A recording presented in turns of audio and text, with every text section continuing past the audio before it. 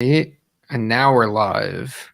Woo! It's the Noah Show. Oh man, I missed that. Damn, you're right. I missed that. I wasn't even trying to goof on the Noah Show there. You can't Those goof were the on the good old Noah days. Show. The Noah Show's Or goof about the Noah Show. it's Not too goof on. good. Yeah, you can't. You can't do that. Hello. It's us. We're back for another episode of the podcast. And I swear to God, if anyone's complaining about how late we are, I'm going to lose my mind. Oh, someone did. Who? Right there. Ridicule them. Okay, it could have been a complaint. It could have been a statement of fact. Although is it? I mean, It's not. It's still we went live at 8:50. That's when it was scheduled for. all right, so that's Not 8:50 in 0 seconds. 8:50. We could have gone live at 8:59 and we would not have been late. Look at that. Someone said, "Learn how to use the right your." You're late what? You're late what? What's What- the object that you're modifying? Yeah, huh? what thing of mine is no, I don't know. Damn, even Cole sold us out. He went to the dark side. He had the hearts there, so he, Ooh, but Ian is here and he's throwing some shade on Genius Bar, the podcast that I was on this week or last week. It's Sunday, right? Yes. Yes. I'm smart. Yeah, they don't even do it live. We're doing it live. We're doing it live. We are doing it live. That's how we do it here. We're not afraid. That's right. We don't hide. We're stupid in front of people in real time. That takes courage. That's That's the word that I'm using. Courage. Apple likes that word. And we're probably using it in the same way that Apple uses it With with the that headphone trash can jack. Mac Pro. I was thinking the headphone jack. That was the whole. Was that the one that they said? Oh, that's right. That's where they said courage. I think did they say it or did they must have said it because I know that people were saying it and it wouldn't have been that someone just like made that like I No, feel I like think they they said did. it. I think they said did. it. I don't know if they said it with that inflection, like I don't know. courage, But but they it's- definitely did. So it's the same kind of courage. Is Yes. what we're getting at. And it's like when they redesigned the trash can Mac Pro. Mhm. Phil Schiller, they showed the intro video, which admittedly was sick. I don't know if you guys remember the intro video to the Mac Pro. You know, the one where it was like, I think they used a song by Seven Nation Army, I want to say. Or maybe it was, no. Oh, I'm going to lose my mind if I can't remember this. It was, what's that one band? That's not helpful. I can't remember their name, but it was a cool song. As Sonny Dixon says, it was insane. It looked really cool. And Phil Schiller walked out on the stage in front of the picture of the new Trash Can Mac Pro. And he said, "Can't innovate anymore, my ass." Ironic. Wow. Deeply ironic. That it looks cool. I will give them. I'm going to that. go get mine. We're talking about it too much. I got to get it. All right. You gotta have a Trash Can Mac Pro on hand because you can't just talk about it. If you're gonna talk about it, you gotta look at it. Oh geez, I heard some clanging, some falling objects over there. I knocked over a cup full of MacBook screws. Oh, that happens. And also a Magic Mouse for some reason. Look at this. There it is. You Oh, cannot look at tell me. that. First of all, great reflection there. I love that. You cannot tell me that this is an objectively beautiful computer.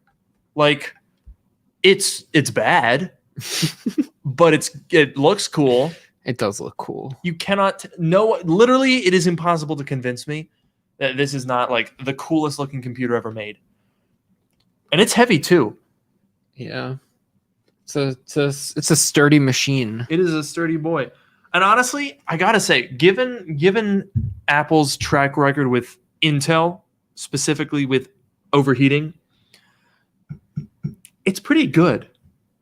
Like the fan, because it's so big, the whole top of this thing is a fan, and so it doesn't heat up very much, even though it's got one triangular like Darth Vader heatsink that's doing both GPUs because there's two of them. Nice. and in this case, a 12-core Xeon with 130 watt TDP.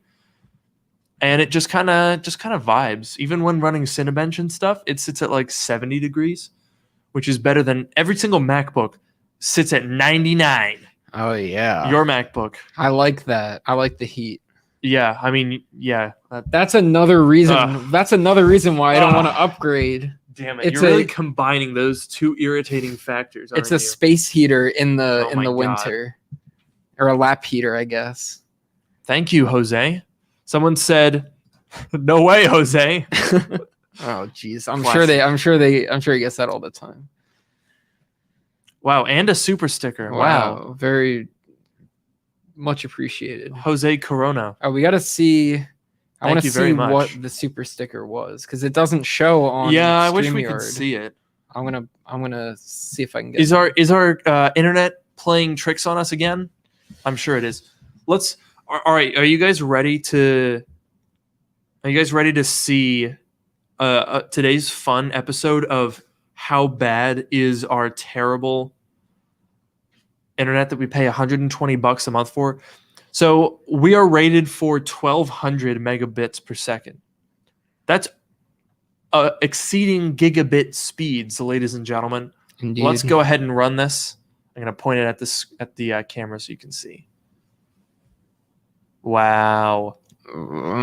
Ladies and gentlemen, 22. Wah, wah. Now, for those of you playing along at home, that is 1.8%? Or is that point? No, it's 1.8%. 1.8%. 1.8%. Oh, it's 0.18. Yeah. Yeah. Or I guess, let's be fair, the download was 29 megabits per second. It's 2.4% of what we're paying for. So I guess in that case, shouldn't I go to Xfinity and say, you need to charge me $2.88 for my internet bill? You should try that. That's the logic right there, right? I'm sure they'll understand and process your refund What? immediately. $70 for a gigabit. Man, Xfinity is garbage. If I ever get an email from a Comcast affiliate wanting to sponsor my channel, you will have known that they didn't do their research. And I will take their money. I will do the ad. This is my pledge to you. Will you really? I will take Xfinity's money. I will do the ad. I will wait precisely the amount of time in the contract. And then I will make a follow-up video disparaging them within, like, to the very extent of the law. Like, here's the line for libel. This is where I'm going to go. Uh-huh. I'm going to go right up to it. I'm going to be kissing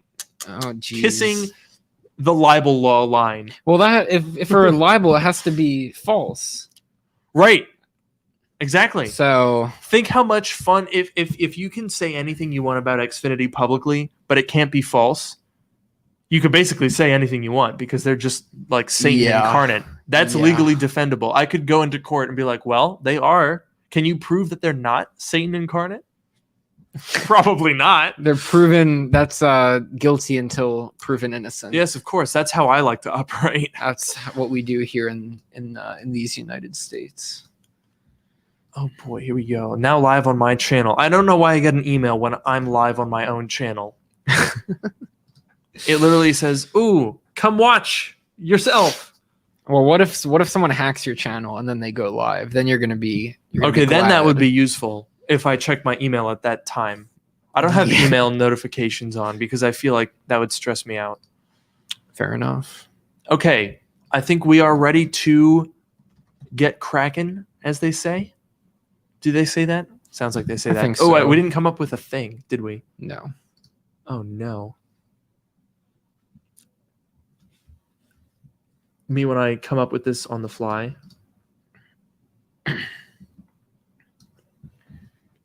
You know what else? You know what else we didn't come up with?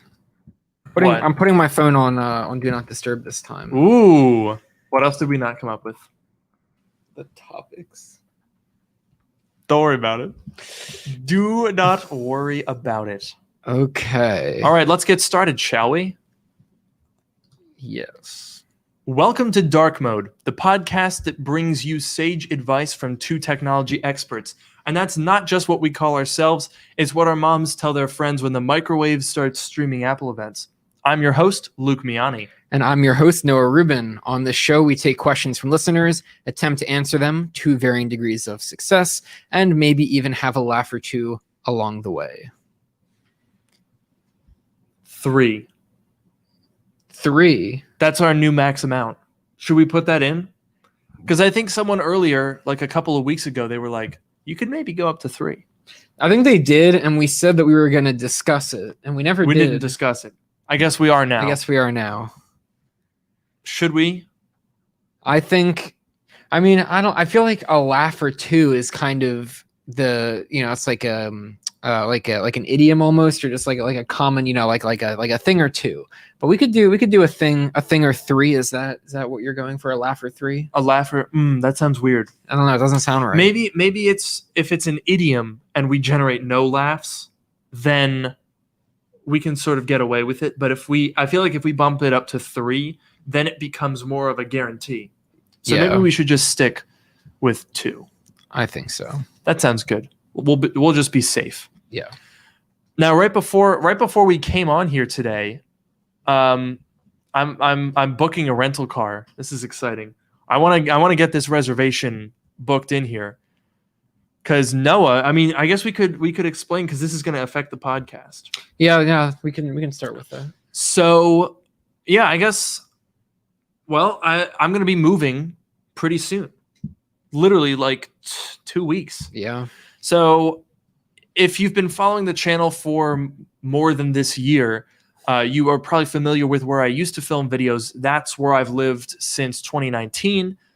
My lease, it was a 2-year lease at that house with my roommates, and so we are moving out of there I guess our lease is until the end of August, but I'm moving sooner than that. And at the beginning of this year, we kind of hatched this plan, because Noah and I have been friends since 8th grade, and with COVID and everything, Noah wasn't able to go in office to his job. So I said, hey, Noah. Well, this is a recreation of what we did. Let me get into character for a second. Okay, are you good? Okay, I'm good. I need absolute silence? Yeah. I need absolute silence? I need absolute silence while I get into character? What is that from? I need absolute silence when I get into character? I can't remember. Is that from Arrested Development? No, definitely not. Oh, man. Oh, I'm going to go crazy. If anyone gets that reference, put in the chat, because I can't remember. It's not Jake and Amir. I need absolute. Is it? I need absolute silence it while I might get into be. character. I need absolute silence while I get into character. All right, while you're explaining, I need absolute. Sorry, I'm gonna check. Oh wait, no, we need to reenact. So I need to be. Yeah. Okay. Yeah, you do need to be part of this. All right. Okay, enough of that. Someone, maybe it was Community. Oh, 22 Jump Street. That's what it was. It was at the beginning, Jonah right? Hill. Yes. That was at the beginning when they're going before the ever famous. My name is Jeff. Yeah. There we go. Okay. Wow. Thank you, chat. Thank you. This is why we do it live. This is why we do the podcast live. Because if we were just recording on our own, we'd be sitting here going, "Doy. We don't know stuff." Yeah, but the whole thing, because we know that Luke's not going to edit the audio, so of course not. The whole hour would just be us like figuring out where time to edit the audio. Probably. I should. Yeah. Anyway, okay. So now that we're in character, okay. Hey Noah. Yeah. Yes. It's January 2021 right now. It sure is. Would you? What if you came and lived in Washington D.C. until you moved to California? That sounds like a terrible idea. I'm not going to do that. Oh wow, that doesn't seem accurate. I don't think that's how it went. Oh, you're right. Let's try that again. Okay. Hey Noah. Yes. It's January 2021. Sure is. You're kind of bored at home, aren't you? I sure am. Do you want to come down to D.C. and rent a studio apartment, and we'll work from here? Sure. That sounds like a swell time. That's exactly what he said. That's what I said. Scene. Well done. Beautiful. So basically, I think we started the lease. We ended up doing it in February. But basically, Noah works in the bedroom here. If you saw the moving videos from back then you probably already know this stuff. Noah is in the bedroom. It's a 1-bedroom apartment, and then I film in the main area. That's what I've got. Every video that I've posted since February has been here, but that will be changing pretty soon because on August 10th, I am moving. So starting on August 10th, there will be no videos in this space. Well, I might do some I still have it until mid-September because I didn't know when exactly I was going to move back in February. So there might be some content filmed here. I mean, it's a pretty large space. It'll be empty. I don't know. Maybe I'll find something fun to do in late August. You could do cartwheels, just that's a good idea. Up and down the room. It can just be a designated cartwheel space. That's worth the rent money. I mean, it'll be empty. It has a carpet. Well, there you have it. Pretty long. Fair enough. You could do it. So shortly after, I'm going to be moving to my new place. Basically, I'm moving. Right now, I have a place where I live, and then I work here. I'm going to be going back to living and working in the same space, but it's a cool space. I think you guys are really going to like it. You've seen it. I have seen. I've been in it. Yeah. Well, that's when you saw it. Yes. I think it's going to be a really cool space, and I think I'm going to be able to make some very, very good videos there. So I'm excited for you guys to see that. But shortly after I move there, Noah is going to... Oh, I'm taking over now. Yeah. I will be moving, Noah's going to be moving to California. Wow, seamless. Yes. So, at the very beginning of September, I will be moving out to California finally. I've been working since mid-February. Everyone's has been remote, but I'll be able to move out to California and hopefully start going into the office some days, and I don't know, I'm looking forward to it. Yeah, are you guys going to be on a hybrid work model? Yeah, it's going to be. Yeah, this is and this is public information. I want to be very clear about this. Yeah, it's supposed to be 3. I think usually 3 days on, or 3 days in person, 2 days remote. You didn't mention where you're working. Are you not supposed to? Oh, I don't. That's not a problem. I work for Google. I'm a software engineer. This guy's fancy. Yeah, I don't. I mean, it's.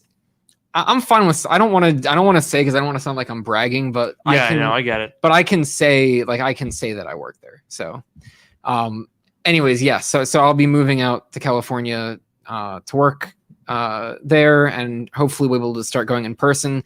This Delta variant stuff is a little concerning, but that is I don't interesting. know. We're gonna see what happens. I'm looking forward to it. I mean, vaccine efficacy doesn't seem to be changing all that much. And I think Johnson & Johnson, or no, it was Pfizer, said that after some of the first people that got the shot back in February, the efficacy is starting to decrease a little bit. Right. But I'm fairly certain it was still basically a common cold. It was 66% effective in stopping infection. Okay. But it was still near 100%. No one was being hospitalized or something like that. But yeah, I mean, if you haven't gotten vaccinated, do it. We're not here to have a debate about vaccines because there's nothing to debate. Just do it. It's simple. And I'm sure some people are going to be like, I'm mad. I don't want to be healthy. I want to condemn myself to possible death. Oh, boy. And I'll probably get some hate comments for it, but I don't really care, honestly. I think I feel like for all of the hot takes that we've had on Apple related stuff, this is the most controversial.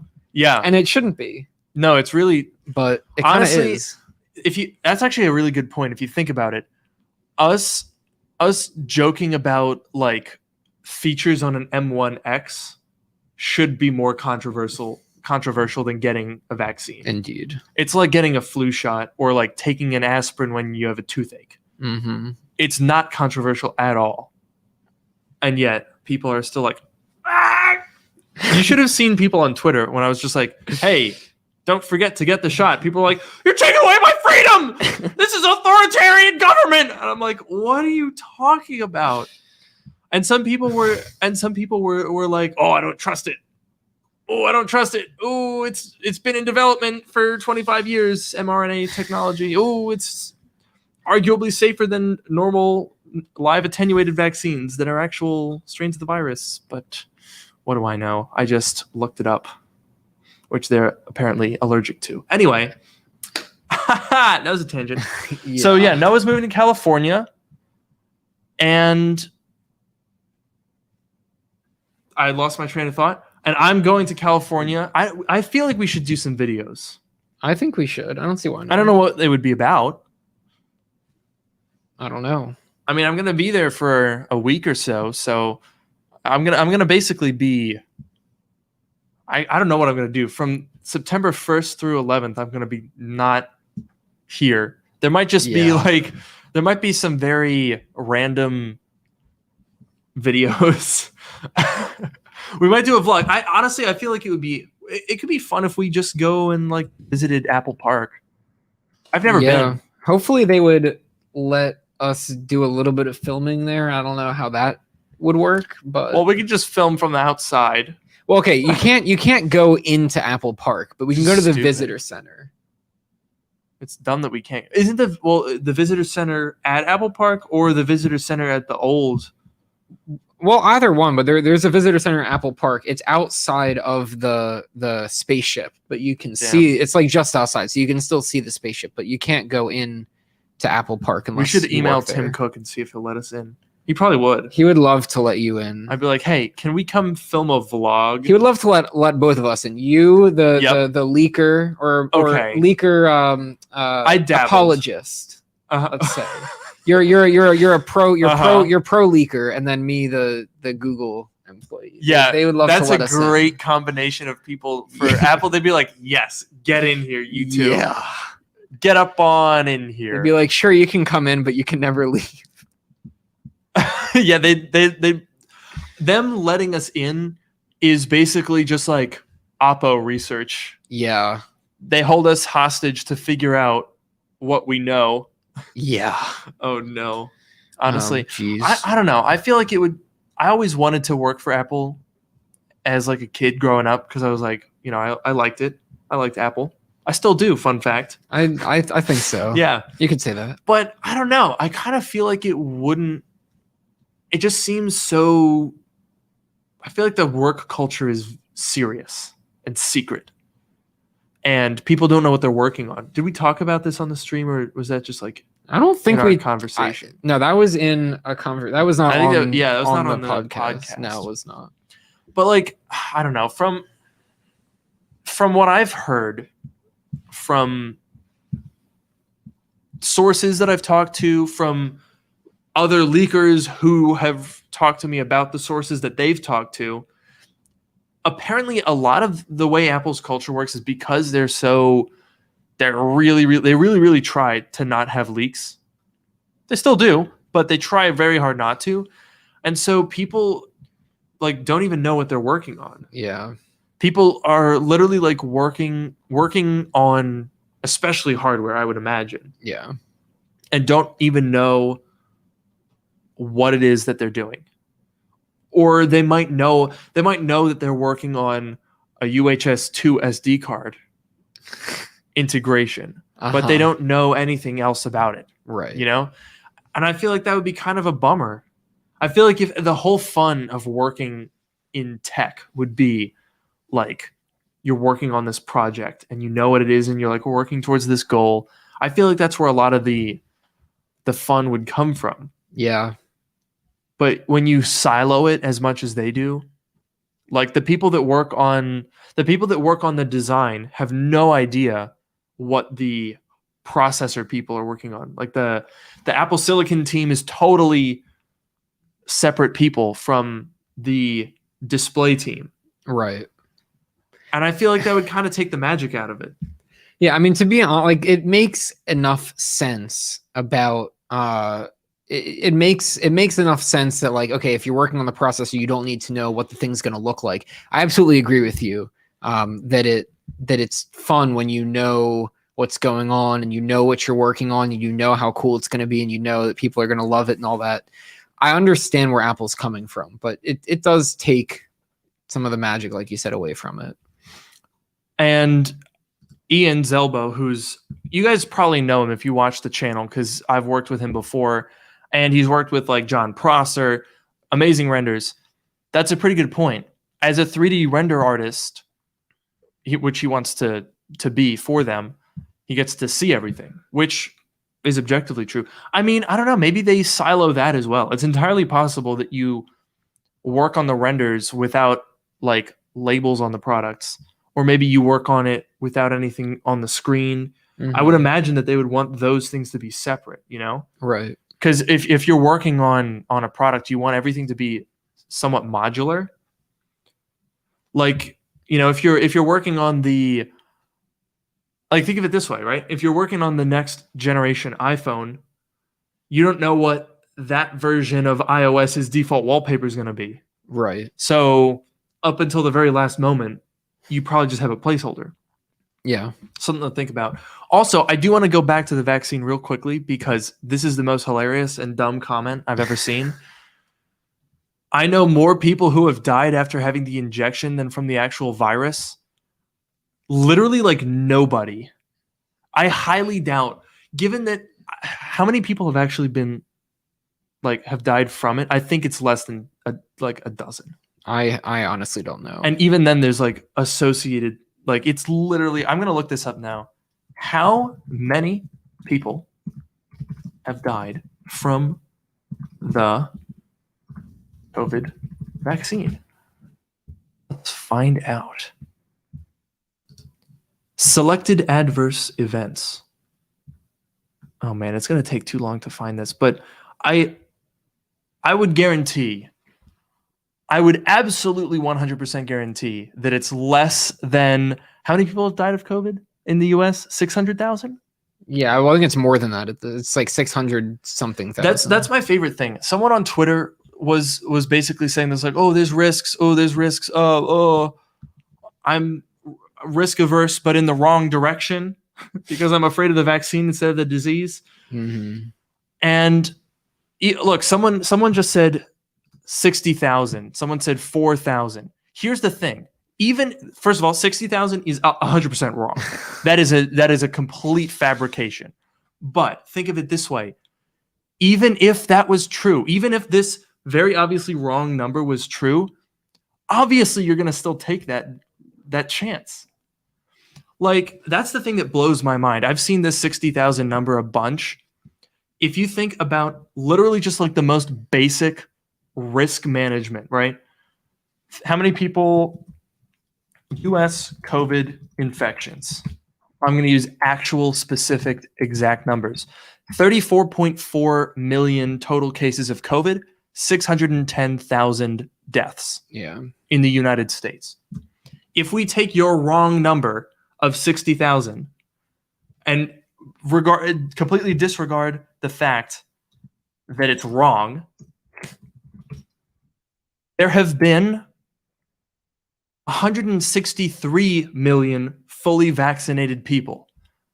What kind of brain dead, stupid, dumb, idiot logic is that? To say, 60,000 out of 163 million people have died, so I'm going to take the chance on the 600,000 out of 34 million. That's smart. That right there, smart person. Yeah. I just can't get over this absolutely idiotic train of thought. It does not make any sense. Unbelievable. Anyway, and now everyone is like, ooh, I want to talk about tech. Get the vaccine and then we can talk about tech. Literally just save your own and other people's lives. It's that easy. Okay. So someone says they didn't come. Was that the same guy? That's the same guy that said 60,000 didn't come here for COVID. Clearly not, because you don't know anything about it. Anyway, it's just funny to me. Anyway, what were we talking about? Oh yeah, about the render artist, working as a render artist for Apple. Yes. I don't know. I feel like, I don't know, if I worked in tech, I probably wouldn't. Well, Apple's never going to hire me. Let's be honest. Yeah. Why would Apple ever hire me? They hate me. Except that I'm picking up a Mac Mini tomorrow. We didn't talk about that on this stream. I probably shouldn't because I'll spoil the video. I think you guys will see this week. I bought an Intel Mac Mini. And I know there's already going to be comments like, what? You would do that? I think it'll make sense when you see the video, because I kind of can't believe that it happened. It's been a while, because like honestly, it's been kind of a bummer buying used Macs since Apple Silicon. And I don't know, I get some comments and some emails sometimes where people are like, I miss the old days where you would like get a good deal on eBay and like walk us through it. I miss those days too. The problem is there's really not a lot of good deals to be had, because like the problem is Intel Macs aren't as cheap as they should be realistically, right?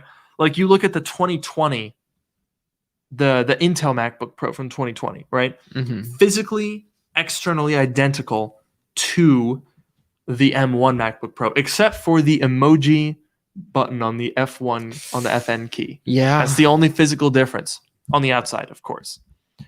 But I would argue that the Apple Silicon version is about twice the computer, because it's about twice as powerful and it has about twice the battery life.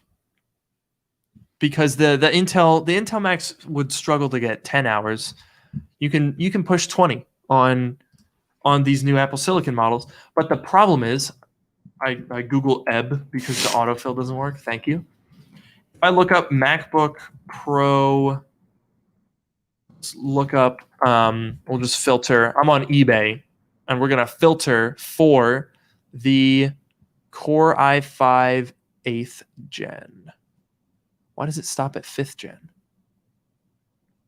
Wait, can you scroll down? There you go. That'll do it. Imagine if you got an Intel Core M computer and thought it was like an M1. Oh, I forgot about that, because like that was the original. The 12-inch MacBook used those Core M. Imagine if you got, because they had like a Core M3. Imagine if you got that thinking it was 3 times better than the M1, and what you end up with is essentially like a spruced up Intel Atom. Oof. Oh, I could see, because you've done, you've done, and I've been in one or two of those videos with like the shady eBay listings. Right? Yes. I could totally see MacBook Pro with M processor. Right? Damn, you're right. So I think we should do that. No, before anyone else does try to it. scam people? Yeah. Oh my god. Yeah. This is what, see, I'm not associated with this scam business here. See, the thing is, like, I'm looking at the listings for some of these are even the 2019 one with the butterfly keyboard. $800. Would you pay $800? Wait a minute. Is my video playing on? Wait, what the my heck? god. Wait, that's so weird. What? What the heck? Okay, I have to share my screen. We could not have planned that if we tried. That is absolutely absurd. Oh What? My gosh. Oh my gosh. This is crazy. I have to share this tab. You guys, I'm looking through eBay trying to find examples of previous MacBook Pros. And my video, wait, what is this? The MacBook family may be about to change forever. Oh, I literally uploaded that 2 days ago. Yeah. Damn, this person literally watched that video and was like, man, I need M1 right now. Yeah. I'm listing this on eBay while I'm watching the video. You didn't even, he was 4 seconds into the video. He was like, nope. He was like, get rid of this thing. I'm done with it. He's like, I better get rid of this thing before like the video's over, because then everyone's gonna know. Dude, I mean, I'm not that surprised. I've seen what I've seen is people will sell something and they'll take a screenshot from my video of whatever product they're selling. Really? Yeah, like it happens with iMacs because they all look the same. Someone will just find a video that I did about an iMac, take a screenshot of it because it might look better than whatever they could set up. It's fishy. It is fishy. But I literally didn't even. Wow. That's actually hilarious. Let's look at let's see if it's a good deal. They're not subscribed though, so we can trash on them. Yeah, someone just said they're not subscribed. 31 battery cycles, okay. I mean, it's in good condition. Yeah. No dents or scratches. That's good. Pretty good. Original box and accessories. It looks very good condition. Oh, and then And they reset They it. reset it. Wow. They reset it right after, I guess, while they were watching they were watching the video and they were like, we got to sell this. Took the first picture. And then they were like, okay, now the video is over. Now I'm going to list it on eBay. Yeah.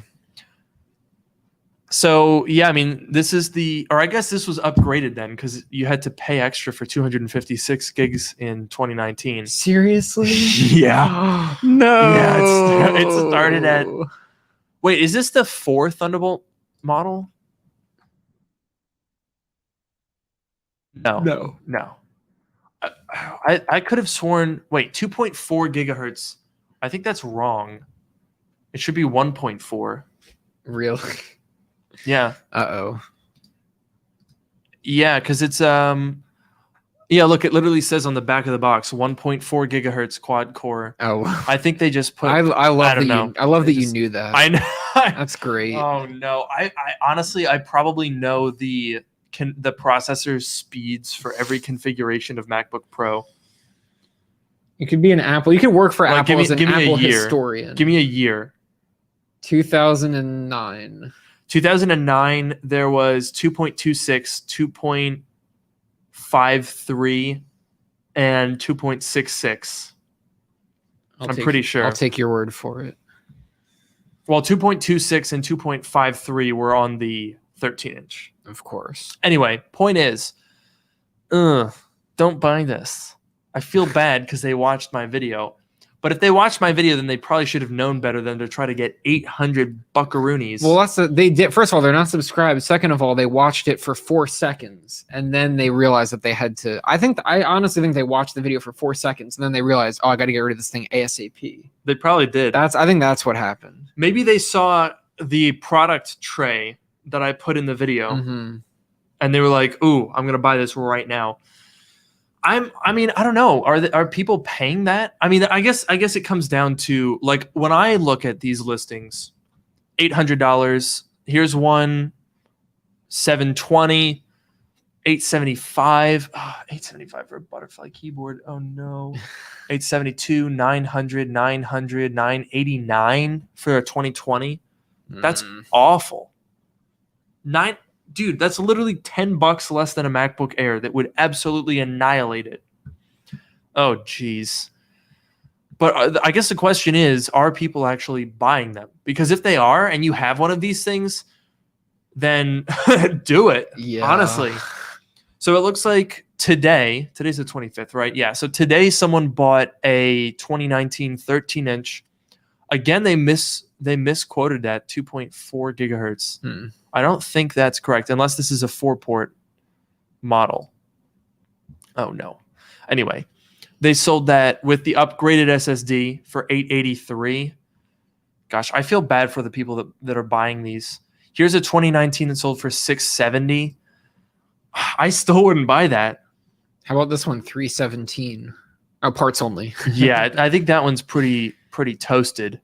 $960 for a 2020? Dude, why would you buy that? I don't get it. I don't get why people are buying these. But I couldn't tell you. Okay, 600, another at 670, another parts only. Also, that's a MacBook Air. So that's a little different.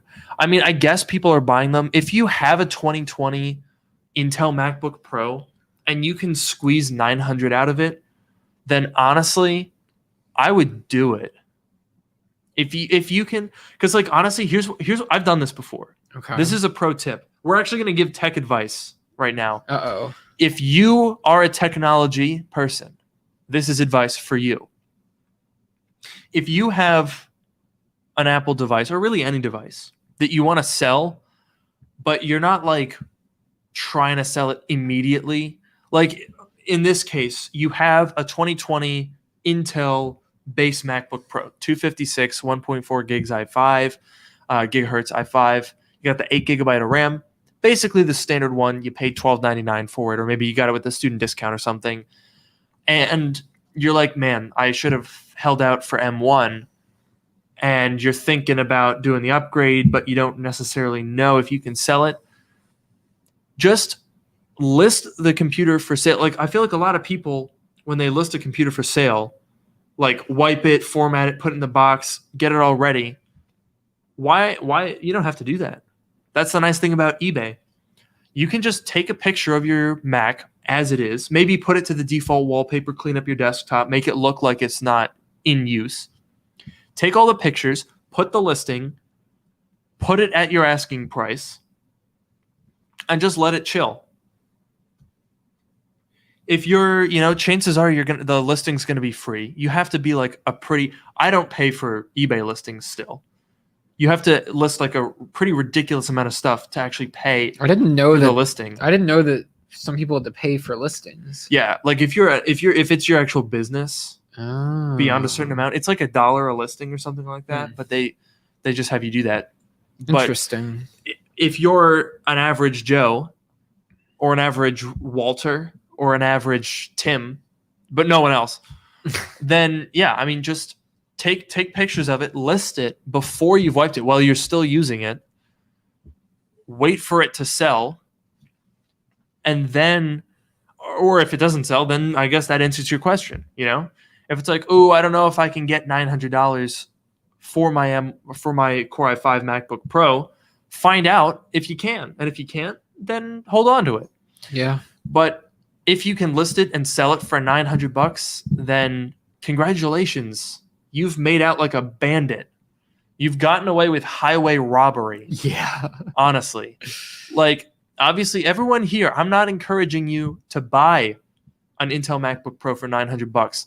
But if you can sell yours for $900, go for it. If you can find someone who is willing to give you $900 for something that's less powerful by a huge amount than the M1 MacBook Air, and you can pull off that trade for $100 or a little bit more because you're gonna have to pay for shipping and the eBay fees, $150.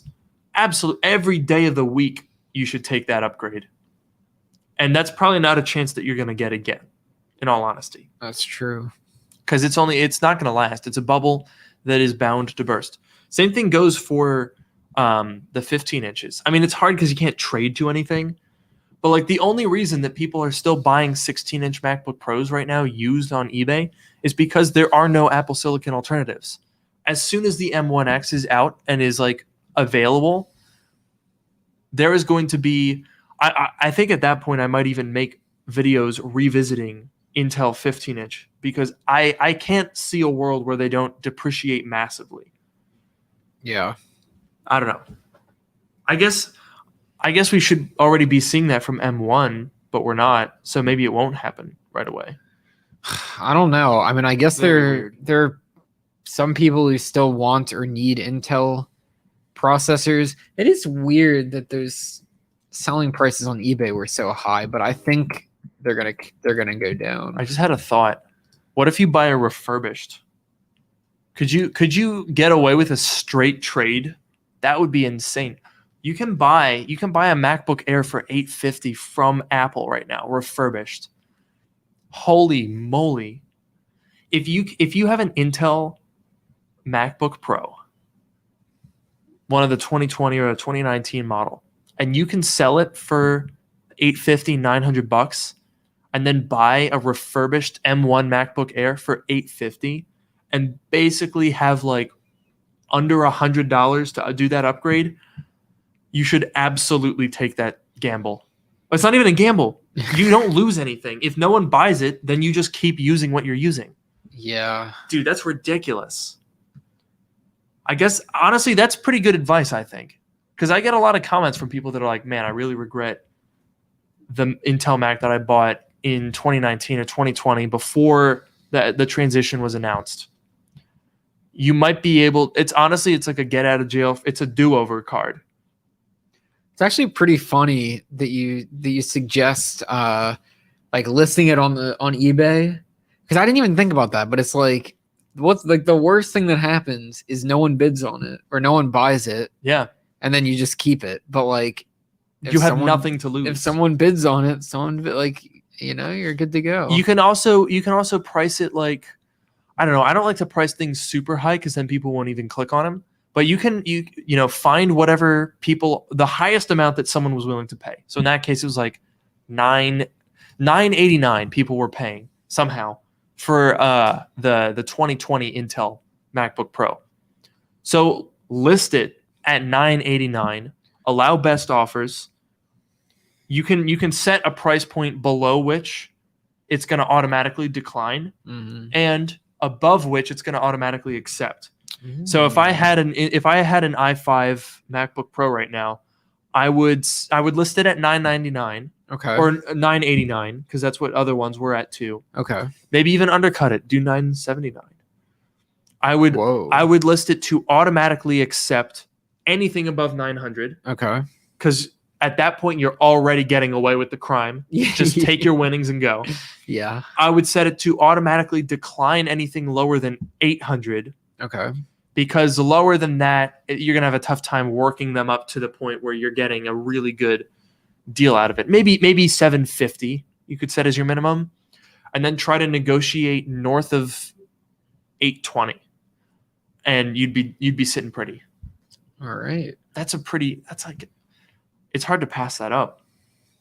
Even though we've got a new generation of MacBook coming out.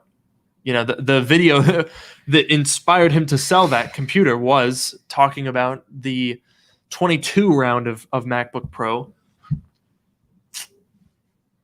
I think it would be a lot less to upgrade now than to wait later, because every Apple Silicon Mac that comes out is going to cause more and more people to sell off their Intel Macs, which is going to increase the supply and decrease the demand. Simple basic economics stuff. Right now there's a decent amount. It's kind of like the graphics card on a pretty small scale. There's a decent demand for people for whom the current 2 Apple Silicon MacBooks don't quite cut it. And those people turn to used stuff. But also I think there's a lot of people that just don't really know what they're looking at, or don't know about Apple Silicon. Yeah, they might. Honestly, I feel like they figure, oh, I'm going to save a few bucks and get like a slightly older model, because it's going to be just as good as the new one, right? So I'll just get one that's slightly older. And then they're like, okay, this one actually costs a little bit less than the new one. And normally that would make perfect sense. They don't realize the Apple Silicon switch. But I could totally see someone being like, oh, here's like a model from last year. It costs less, but it looks the same. I should just buy that one. I could 100% see someone doing that. 100%. Yeah, no, you're definitely right. Someone would see, oh, this new one's from 2020 and it's $1,300. This other one's also from 2020 and it's $900. Yeah. Without really knowing what the difference is. Yeah, exactly. I think, okay, honestly, that's I think probably true. I think that's why I honestly think that's why those eBay Macs, I think that's why they sold. There's like people, like there's no one in our shoes. I don't think anyone watching this podcast would entertain those. Oh, absolutely. So yeah, so I think that's why if you're watching this podcast, you're definitely not buying one, but you could be selling one. Right. I feel like there was a decent number. I've heard from a decent number of people, because I mean, like, the thing that's kind of a bummer right now is that the very last Intel MacBooks, when they came out, were pretty solid. Like the 2019 base model 13-inch, when they put the quad cores in it, compared to, like, it's hard to believe, but August 2019 was when quad core came to the entry-level MacBook Pro. We're literally 2 years ago, you got dual cores. And now you get basically, it's like trading blows with a Core i9. Yeah. For $1,300. So, like, a lot of people have those 2019 and 2020 models. Like the 16-inch, when that came out, was so much better. It was literally better in every way and cheaper. And of course now, like, it's kind of I don't know. Sometimes I feel guilty about it. Not gonna lie. What? Like the fact that I recommended those products back when they came out. How can you feel guilty about that? They were good when and I think we talked about this last week a bit, right? I'm pretty sure. Did we? I'm pretty sure we mentioned like because I think I had mentioned I was like, oh, like when the 16-inch MacBook Pro came out, that like undercut all the existing ones. And then you know what? At the time, the Apple Silicon didn't exist, and it was it was a solid upgrade, and it was like less expensive. So I don't feel guilty about recommending it, but it's just kind of funny how much the field has changed, I guess. Yeah, I mean, it's because if you think back, put yourself in November 2019. That's when the 16-inch came out, almost 2 years ago. It came out at the same price point as the 15-inch, but it had a fixed keyboard. It had a larger display with thinner bezels and better battery life and twice the storage at the same price with the same processors, but cooled better and with vastly superior graphics. And the physical escape key. And the separate Touch ID button. That's very important. Separate Touch ID button. And cheaper upgrade prices because it was already like at $27.99. It's crazy to think about, but in the mid 2019 model, mine is not even that upgraded. I have one. I made a video about. I mean, I didn't pay for it, but it wasn't that crazy upgraded. That was in July 2019, and that computer had the i9 upgrade, which was stupid. You paid $200 for a 0.1 gigahertz faster Core i9. It had 32 gigs of RAM and it had a 1 terabyte SSD. Those were the only options. It had the base graphics, the Radeon Pro 560X, which was basically a 2016 GPU. Yeah. It was $38.99 when it was new. Because you had to pay $600 for 1 terabyte. Yeah. Or maybe $400. It was crazy.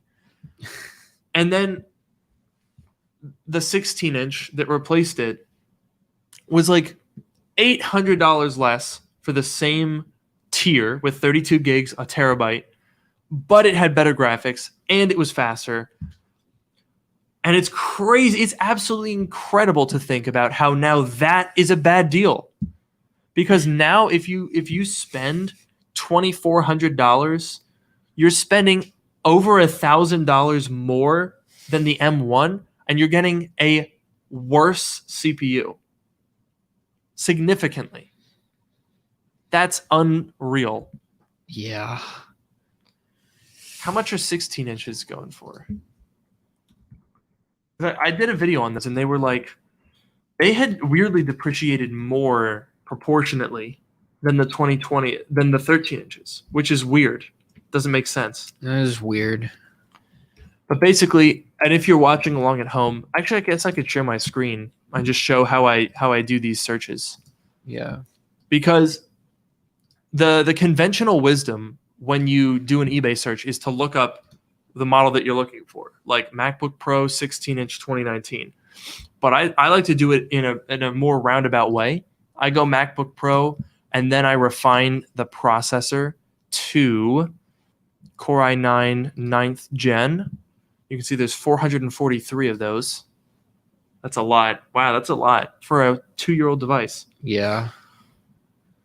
And you can already see that people are, whoa, wait, that's a 15-inch. You're going to get those in here, but $1,300 for one of the Core i9. Wait, this is a false, I think this is a false advertising. The 2.9 gigahertz was the 2018. It says 2018 right there, pre-owned 2018. All right, well, they put this as it's a Core i9 8th gen. They've done that wrong. A 2.3 gigahertz. Is that? No, that's not a 16-inch. That one's an auction. That's one that I have, right? The 2018 with the 2.9 gigahertz. Yeah, you have the throttle gate one. Yeah. What's your battery life like? Isn't it pretty garbage? It's not great. I don't know. It's not terrible. I do a little coding when I sit in front of the TV, and it's okay. Wow. What? Wow, they took so much of an L on this. Should I buy this? No, I'm just kidding. What is it? Dude, this thing is loaded. What is it? It's a 16-inch with 64 gigs and 4 terabytes for $1,900. Wow. Oh. They are taking such an L. This is probably a scam. It's $1,900, by the way. This has to be a scam. They have like no feedback, and it's coming from Russia. Interesting. That's super suspicious. Sale MacBook brand new sealed, never been in use. That's either stolen or a fake listing. There's no way. Because how much is that new? Let's find out. So they're listing it for $18.99. I mean, those pictures did look crusty enough to be from, I don't know. Like if they're going to scam, or maybe they take the crusty picture on purpose. How much would that cost new? That's the craziest thing, though, is that you can still go and find those new. Was it the 2.4? Let's just say that it wasn't. 64 gigs. Did it have the upgraded? I think it had the upgrade. And 4 terabytes. $4,700. Can you believe that? It's actually kind of yucky that Apple still takes people's money for this product. I didn't realize that the upper tier 16-inch came with 1 terabyte of storage. Yeah, that was one of the things that made it so much better. Is they made it 512 base, a terabyte. That's good, because I paid for the terabyte, or I mean, both of us have received free MacBook Pros from Apple. In 2017, I paid for the terabyte, but yes, my current 2018. And it was expensive then. Yeah, but like 600. I don't even remember. But the 2018 that I have does have the 1 terabyte, so that's actually nice. I hope. Oh, that'll stick around. That's all right. Absolutely. Good. See, the thing is, in the past with MacBook Pros, I felt like you always had to make upgrades.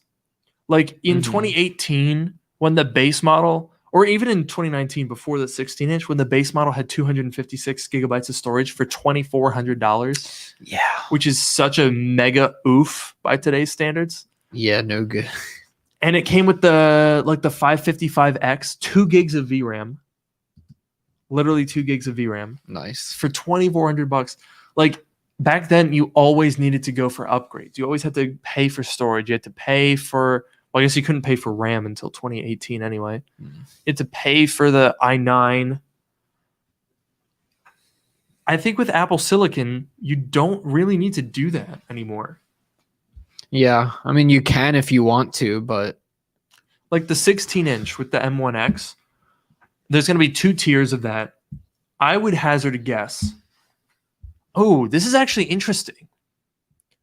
Because right now, for $2,400, you get the base tier, $2,800. So there's a $400 gap. For that $400 gap, you go from an i7 to an i9, so 2 more cores. You go from the 5300 to the 5500, so better graphics. And you go from 512 to a terabyte, so twice the storage. Pretty decent amount of upgrades for 400. For $400. So I would do that. Currently, like I think the base model when it came out, of course, I'm speaking, in a pre-Apple Silicon world, was decent value. The upgraded one was also decent value. What are you trying to do here? The comments are not loading on StreamYard. Yeah. So I have put the comments Fair enough. there. The chat.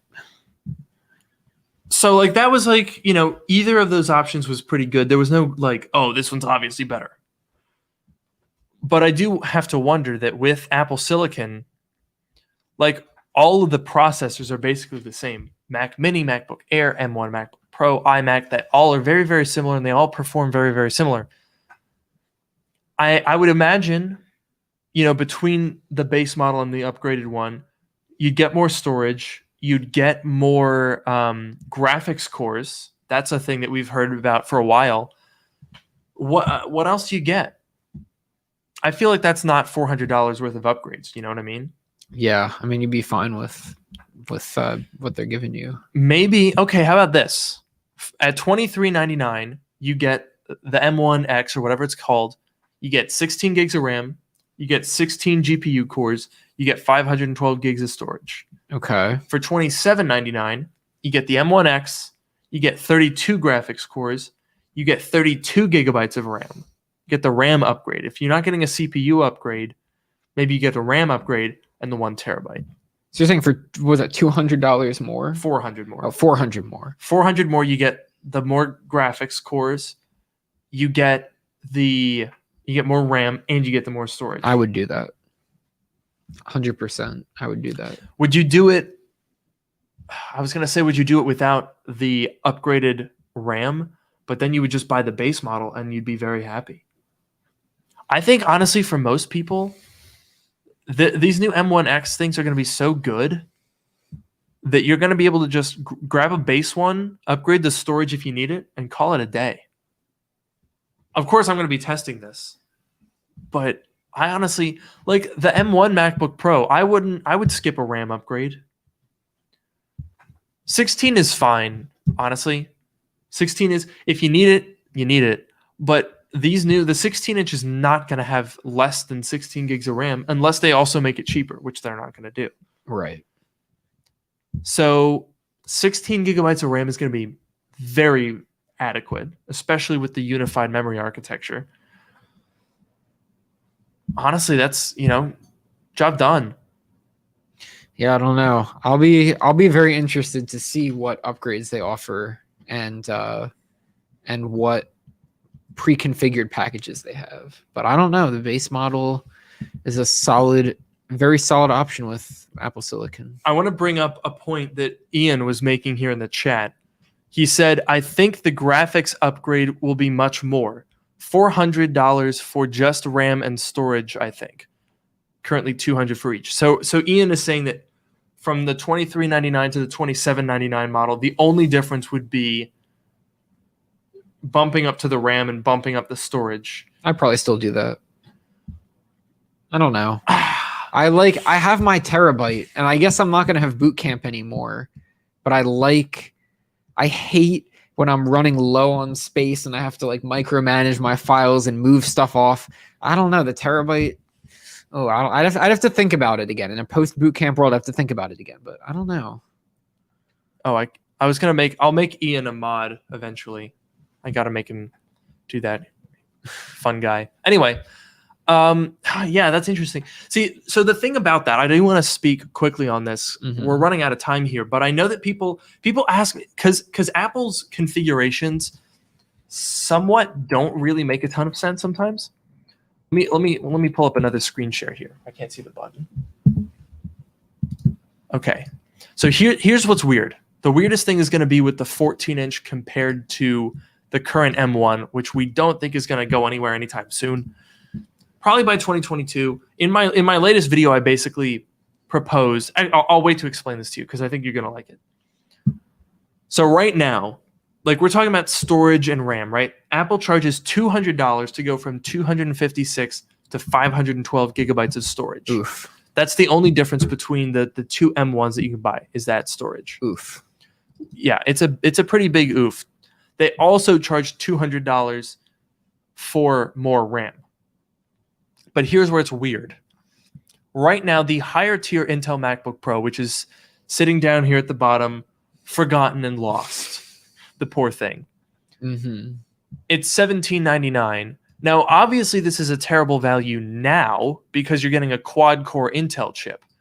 But you are getting 16 gigs of RAM, 512 gigabytes of storage. Now, personally, I don't think Apple is... I can't see them changing that. I feel like this new M1X, I think is going to come in 2 or I guess 4 total configurations. Because I think Apple wants to minimize the variations that they're producing. Because, everything is all on one board. So with the 16-inch MacBook Pro, there's 15 gajillion different versions of the board that they have to make. Right. With the new 14-inch, I think there's going to be 4. Okay. You can get the 16 graphics, or I guess it's 4. It's not 4. There's some permutations of it. Okay. So I think you'll basically have 2 options. Okay. You can change the graphics 16 and 32, and you can change the RAM 16 and 32. Those are the only M1X options, variants that there's going to be from what I've seen. Okay. You'll either get it with the 16 graphics cores and 16 gigabytes of RAM, 16 graphics cores and 32, or 32 and 16, 32 and 32, essentially. And the reason that throws this off a little bit is when you look at the current pricing, right, at $17.99, basically erase 2 gigahertz quad core i5. Ooh, look, I'm going to inspect Element. I'm going to change this. Where is it? Okay. So we're replacing this with M1X with... Did I spell that wrong? Yes. Yeah. Spelled M1X with 16 GPU cores. Obviously, this is not like the thing. M1X with 16 GPU cores. Obviously, no turbo boost, but whatever. 16 gigabytes of unified memory. You're going to get 512 gigs, a 14-inch XDR display. Whoa. Touch bar and Touch ID. We'll go ahead and remove Touch bar. Yeah. Whoopsie. And then you're going to get, your ports and stuff. That's at $17.99. Why would you not go for that instead of, like, if you're going to put any upgrades on a 13-inch, you might as well go the extra distance. Well, so you're talking about, obviously, the base model versus that is a question, but you're talking about where the $14.99 one would fit in.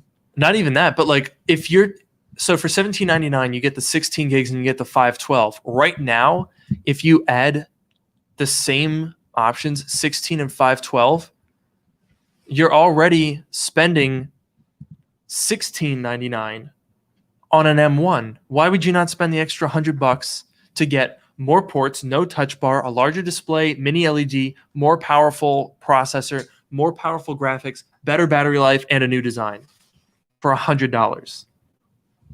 If that's the way that they end up doing it. That would be pretty... That's insanely good. Crazy if that's... I would be kind of surprised if that's what they do, but...